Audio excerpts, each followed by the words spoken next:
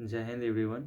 मेरा आज बिहार पुलिस का फिजिकल था, तो मैं आप लोगों को बताऊंगा कि एंट्री से एग्ज़िट तक का रिव्यू, ट्रैक कैसा था और वहाँ के स्टाफ कैसे हैं और क्या सब रहा, आज का मेरा रिजल्ट क्या रहा। तो देखिए दोस्तों, सबसे पहले आपको एक एडमिट कार्ड जो होगा फिजिकल का वो, और उसके साथ आइडेंटिटी प्रूफ के साथ एंट्री लिया जाएगा।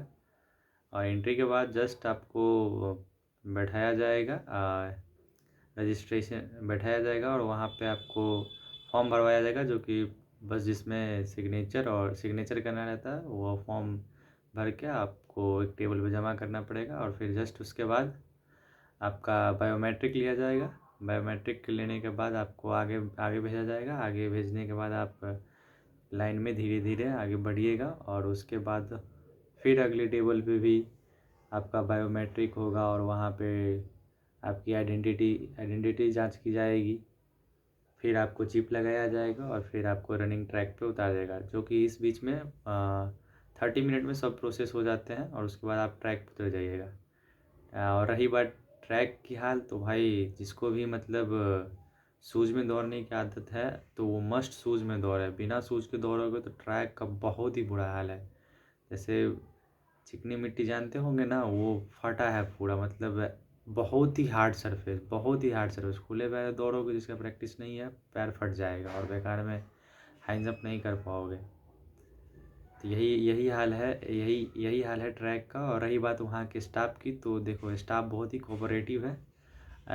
मैं एक केस बताता हूँ। एक बंदा था जिसका ना तो चेस्ट था और ना ही उसका मतलब हाइट था या नहीं था, लेकिन उसका हाइट में बहुत ही कोऑपरेट किया भाई। मतलब उसको पूरा टाइट खड़ा किया, बोला पूरा सांस फुलाओ, ऊपर की ओर लो, बहुत मतलब करके उसको हाइट में पास कर दिया। फिर उसका चेस्ट भी नहीं आ रहा था, और चेस्ट नहीं आ रहा था तो उसका चेस्ट के लिए भी बहुत ही कोऑपरेट किया। उसको पुशअप लगवाया, उसके बाद उसका चेस्ट लिया, ऐसे भी करके मैनेज करके वो कर दे उस बंदे को पास कर दिया। तो वहाँ के स्टाफ ऑल ओवर बहुत ही कोऑपरेटिव है। उसके बाद आप रनिंग कर लोगे। रनिंग करने के बाद 10-15 मिनट में आपका रनिंग का रिजल्ट सुना दिया जाएगा। जो बच्चे पास है उसको आगे के प्रोसीजर के लिए भेजा जाता है, और जो बच्चे फेल हो जाते हैं उसको जस्ट बाहर निकाल दिया जाता है।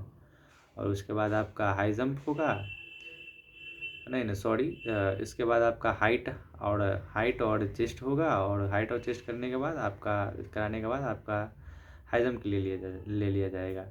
तो हाई जंप में है, हाई जंप में बहुत ही बढ़िया है, वहाँ का गद्दा वद्दा सब बढ़िया है। और पहले 4 के लिए लगाएगा, आप 4 क्वालिफाई करेंगे, फिर आपके 4-4 के लिए जाएंगे। आप फिर 4-4 क्वालिफाई करिएगा तो फिर 4-8 के लिए जाइएगा, और उसके बाद फिर 5 के लिए। और फिर हाई जंप करने के बाद आप जाइएगा गोला के लिए, शॉर्ट पुट के लिए। शॉर्ट पुट में भी 3 चांस आपको मिलेंगे।